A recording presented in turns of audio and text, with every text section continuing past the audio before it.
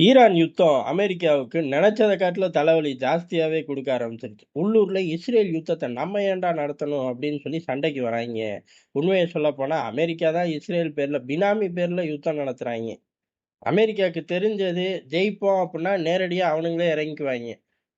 தோப்போம் அப்படின்னா இறங்கவே மாட்டாய்ங்க. 50-50 சான்ஸ் தலைவா அப்படின்னு யாராச்சும் சொல்லிட்டாய்ங்கன்னா, பினாமி யுத்தத்த ஆரம்பிச்சுருவாய்ங்க. அப்படிதான் உக்ரைனு, ஈரான் யுத்தமும் ஏறக்குறைய அதான். தகவல் இவன்ட்ட இருக்காமா, அவன விட்டு அடிக்க விட்டாரு. சரி இருக்கட்டும். பெரிய மனசு பொல்லாப்பு நமக்கு எதுக்கு? அப்படிங்கிற மாரி எல்லா நாடுகளும் ஓடுற மாரி நம்மளும் ஓடிக்குவோம். ஆனா ஈரான் ஓட விடுது அமெரிக்காவ அப்படிங்கிறது எதார்த்தமான உண்மை. காரணம் என்ன அப்படின்னா, இப்ப அசர்பைஜான போய் தாக்கிட்டாய்ங்க. நாங்க சும்மா தானடா இருந்தோம் அப்படிங்கிற மாரி துபாயும் சும்மா தான் இருந்தான். அவன அடிக்கலையா நாங்க? அப்படிங்கிற மாரி இப்ப அசர்பைஜான நோக்கி இந்த யுத்தம் போயிருச்சு. அவர்களோட விமான நிலையம் தாக்குதல் உள்ளாகுது. அசர்பைஜான்ல உள்ள ஒரு ரன்வேய குறி வச்சு தாக்கியிருக்கார்கள். இந்த ரன்வே இப்ப குறி வச்சது பக்கத்துல உள்ள ஒரு பில்டிங்க நோக்கி போயிருச்சு. அது ஒரு ஸ்கூல் பில்டிங்டா அப்படின்னு சொல்லி அங்க உள்ளவனுங்களும் கத்த ஆரம்பிக்கிறாய்ங்க. ஈரானோட தூதரகத்த கூப்பிட்டு திட்டியிருப்பாய்ங்க. அவனுங்க சொல் பேச்சு கேட்டுட்டு தான் மறுவேலை பார்க்க போறாய்ங்க. இது ஒரு பக்கம். இன்னொரு பக்கம் யுஏஇய பொறுத்தவரையும் பெரிய அளவு ஃபுல் ஷட்டவுன நோக்கி போறார்கள். அதாவது ஸ்கூலு, காலேஜ் எல்லாத்தையும் இழுத்து மூடு இப்போதைக்கு. பிரச்சனை பெருசாகிக்கிட்டே இருக்கு அப்படிங்கிறார்கள். என்னப்பா நேத்து தான் உங்க மன்னர் மாலுக்கெல்லாம் போய் எல்லாம் நல்லா இருக்கு அப்படின்னு சொல்லி அவரே சுத்துனாரு, வண்டி ஓட்டுனாரு. சுத்துனாரு, வண்டி ஓட்டுனாரு. ஆனா அதுக்கடுத்து ஆளில்லா விமானமும் கூடவே வந்து விழுகுதுல அவர் போனதுக்கப்புறம் அப்படிங்கிற மாரி, அங்கேயும் முழு அளவு பதட்டம் தான். ஆ துபாய், சவுதி போன்ற நாடுகள்ல வரக்கூடிய பதட்டம் அப்படிங்கிறது நேரடியா அவங்க இப்ப மண்ணள்ளி அமெரிக்கா மேல தூவாத குறை தான். "நீ நாசமா போயிருவ" அப்படின்னு. காரணம் இஸ்ரேல மட்டும் காப்பாத்துற, எங்கள காப்பாத்தல அப்படின்னு. அடேய் இஸ்ரேல காப்பாத்துறதாச்சும் ஒரு கணக்குல இருக்கட்டும். உங்கள பிரச்சனையே இல்லடா. உங்கள பிரச்சனைக்குள்ள தள்ளி விட்டதே இவன் தான்டா. சேர்த்து உண்மைய சொல்லியிருக்கலாம். ஆனா உண்மைய சொன்னா மன்னரா இருக்க முடியாது அப்படிங்கிற பயம் அவருக்கு வந்து போயிருக்கும். அதனால அவர் இதோட நிறுத்திக்கிட்டாரு. அமெரிக்கா இந்த லெவல் எதிர்பார்க்கல. இப்ப அமெரிக்காவுக்கு அடி பெருசாகுது. அதாவது இந்த யுத்தத்த எப்படி நிறுத்துறதுன்னு தெரியல. ஈரான கண்ட்ரோல்ல எடுக்க முடியல.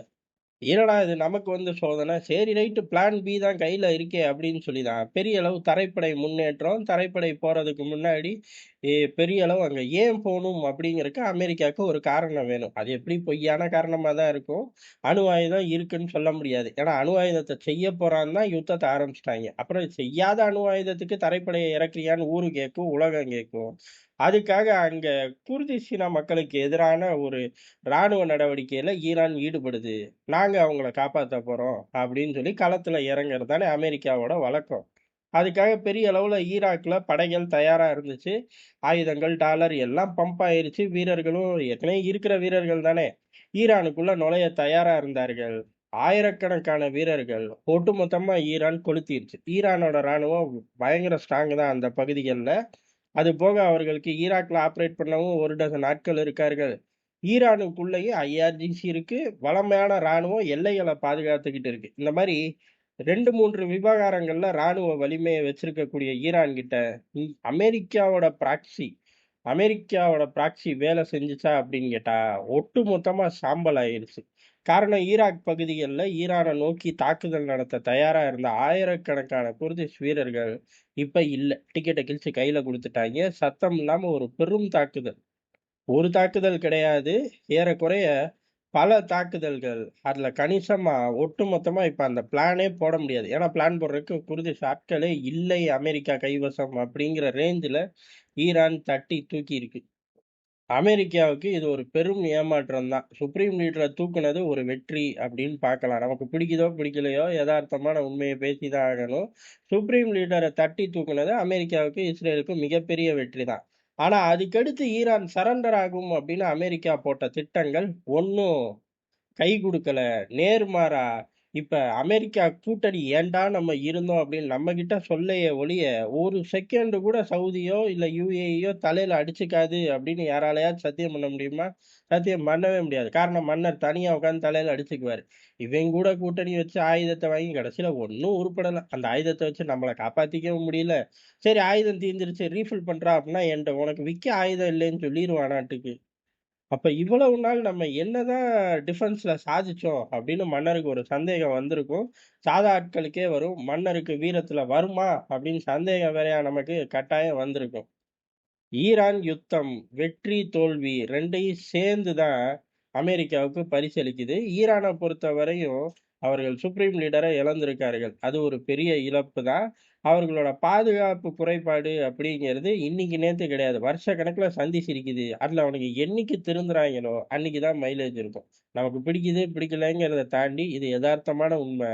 ஈரான் அந்த விவகாரத்துல பெரிய அளவுல பிரச்சனைகள சரி பண்ணி முன்னேறணும் அப்படிங்கிற எந்த திட்டமிடலும் பெரிய அளவுல இல்லை அப்படிங்கிறனால தான் தொடர்ந்து அடி வாங்குறார்கள். இத தாண்டி அவர்கள் மனசுல உள்ளது என்ன அப்படின்னா, எவ்வளவு நாளைக்கு இவனுங்கனால தாக்கு பிடிக்க முடியும்னு. ஏன்னா அறிவிச்சிருக்கார்கள். இந்த யுத்தத்த அமெரிக்கா ஆரம்பிச்சுச்சு. இந்த யுத்தத்த எப்ப முடிக்கிறது அப்படிங்கிறத நாங்க தான் முடிவு பண்ணுவோம் அப்படின்னு சொல்லி ஸ்ட்ராங்கா சொல்லியிருக்கார்கள்.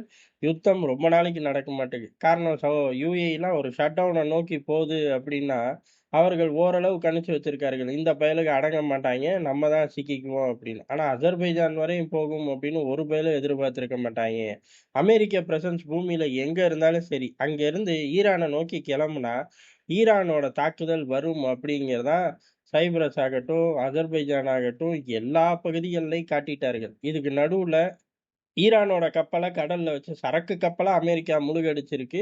இது ஏறக்குறைய ஒரு பெரிய யுத்தமா மாறுறதுக்கான அத்தன அம்சங்களும் பொருந்தி வருது. பெரிய யுத்தமா அஃபிஷியலா டிக்ளேர் ஆகாட்டியும், உலகம் இன்னைக்கு ஒரு யுத்தத்துல தான் இருக்கு. அதுக்கு பின்னாடியோ, முன்னாடியோ 3ஆம் உலக யுத்தம்னு போடாட்டியும், நடக்கக்கூடிய டேமேஜ்கள் எல்லாம் அந்த லெவலுக்கு கொண்டு போய் உலகத்த விட்டுரும் அப்படிங்கிறது எதார்த்தமான உண்ம.